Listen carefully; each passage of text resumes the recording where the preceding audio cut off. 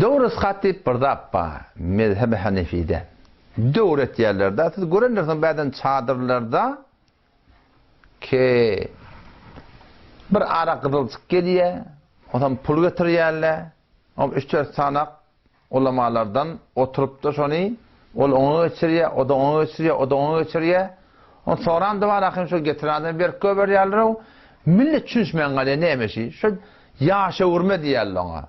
Devlet yerler diye da. Şu namaz bergiti, arada bergiti, has bergiti, hem bergitini şu bile zahran tavuk köber yerler. Ama önde bir deyiptir da yani çay boyunca bu sıcak atmaz o kadar mı işet vermeliler deyiptir. Sonra arkadaşlar hemen doğrulayamaz deyiptir. Şimdi o da kitapta şunun hakkında bir de atma. Kıyınan takdı bizim aramında şunu ne kadar yerlerde mezhebe oraya eden akla. Aslı gurun ne mi? Aslı gurun şu öde. Bir bay ölüptür. Bu bay hata yüzünden marakayım adam haktır bildirttir. Diyetine berttir, rahat ettir, işimiz yok. 2 ayda arada tutmuşlar adam. 2 ay arada boynuna kalktır. Merileptir, 1 ay arada boynuna kalktır. O şuna meriş kasam itiptir, nahak kasam için devmelilerden fidye vermek ottur. Kulağda şun boyunna bir sürü vacibat boyunna kalıptır şun. O zaman bay adam ölüptür. Neçe milyon sermayet var mı? 200 milyon. Vacibatlar 2 arda kalıptır, ödü yadıptır. Ben şeyle 20 milyon vacibatım var. Biliyor musun? Yani fidyelerden dağıttırdım ben boynuma kalır. Şimdi vergiyim şimdi diye da biliyor musun? O zaman sen ne mi ölünden sonra 20 milyonu tamam gariplere paylamalı. Nasıl bolmalıyım olsun. Hop. Bunun guruna şeyde asıl gurun. Şimdi doğru diyen yani gurunca tabi diye gurunsun sana o da bir garip ölüptür. Neçe milyon sermayesi var? 3 milyon. Bu da yan kıyalak hata adam öldürüptür, bırad ettir, radaken vazibat boyuna çıktır. Son yalak dağıtlardan vermeli bergilse neçe milyon 5 milyon oldur. 5 milyon bergilse var. Hop indi bunu ne etmedi? 3 milyon bana bari koykudan dağıdırın koydu. Şınyalak yerde ama Muhammed Rahmetullahi Aleyhi bir yol asıptır, belki Allah Kuday kabul eder. Ne etmeli? Ona çın bir garibi getirmelidir. Çınlam garip ha yani. Zekat alıp bilen garibi getirmelidir. Moğludan olsun, ahundan olsun, karasından olsun. O fakire düşündürme o da bağlı Müslümandan o da şibbenne ölügülü bari yok koyup giden malı neyse 3 milyon. Oşun 5 milyon bergisi var. O ne kim şu mal ortada du. Biz şu pulu ahırda sana verecek. Yönetiyorsun bergisini sen ödesek kavu olacak. Bizde de dağıt yok. Sen sol 3 milyon bizden al. Uğurlup yamaçlardan bir de son ben de şuna akım şu meyitmanı versene baksın diye bir. Bir de yamaçlardan sana ödüne verecek deyip. Şu suratında sonu buna veriyorlar. O da tüysürükten adiye. Yani şurada Türk gidecek de o zaman akım tamam şu Türk git basarıya. O da ne emet diye yamaçlardan sana uğurlup da akım yankıyı varısları veriyor. Burada da uğurlup şu karibe vermeli. Barım olsun beyaş olsun. Orada alıp barakı uçuk gitmeli. Öğlerini kuşar yani.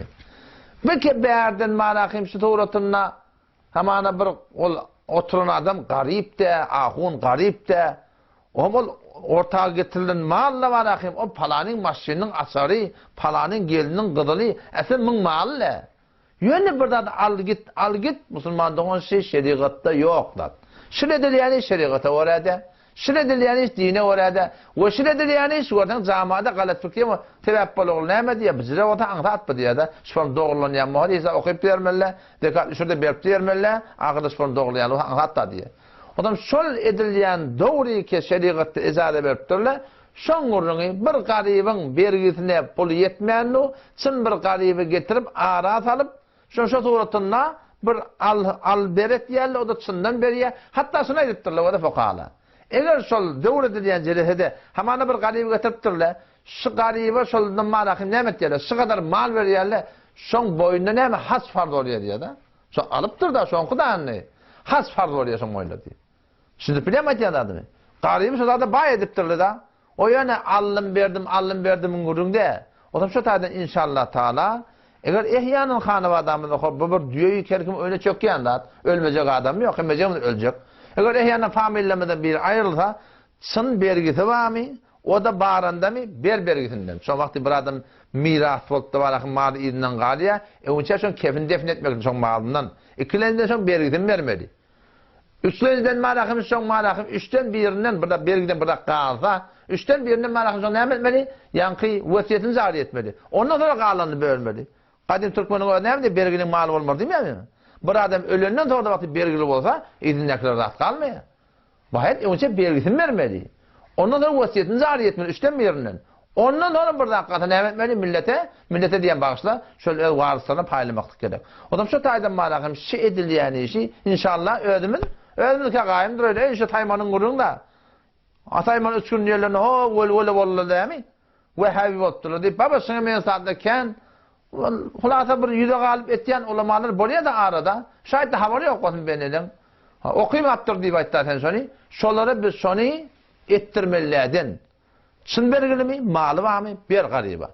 Eğer vagan garip, muhtaç mı? Etmeli mi? Yani suratında şeriata mutabık etmeli. Peki bir yerden malakim bir garip mi? Bay mi? Muhtaç mı? Ondan sonra aslında verilen akım o. Şu umumi suratından şu Türkmen'de ediyor var. Şu garibe verilen akım. Yani yamaçlardan şu önkü adamın ödü yetiyor. Halin kol garibin hakkı. Allah tebarek ve teala tevfik versin. Mutabık Kur'an-ı sünnet Hanefi mezhebi olarak yaşamak. Bir murat aydılman kaldı.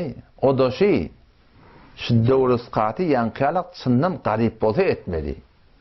Baya varak bize gurun yok. Her adama şey etmeli diyen gurun yok. Çünkü biliyor musun?